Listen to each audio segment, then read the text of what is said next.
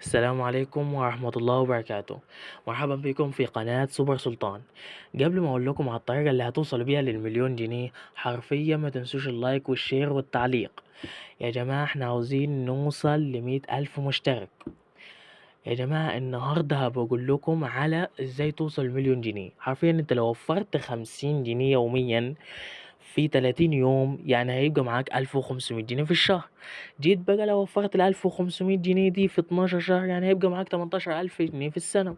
حرفيا لو حطيتها في شركات من شركات البورصة أو في أسهم من الشركات، سواء أسهم في شركات مثلا كشركة دومتي، شركة إيداتا، الشركات اللي هي المنتجات الغذائية، جيت حطيتها في الأسهم دي هتجيلك بعد 10 سنين حرفيا هتبقى مليونير. يعني انت بعد 10 سنين بقيت مليونير.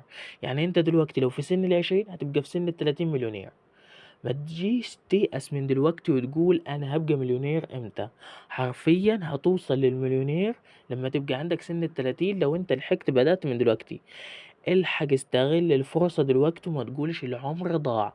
الحق نفسك من دلوقتي ووفر الفلوس اللي هتاكل بيها، ووفر الفلوس اللي انت هتصرفها على السجاير او القهوة او الفسح، في انك تستغل وتستثمر في الشركات. وما تنسوش طبعا ان اهم حاجة الاستثمار في حياتنا وفي تعليمنا. والسلام عليكم ورحمة الله وبركاته.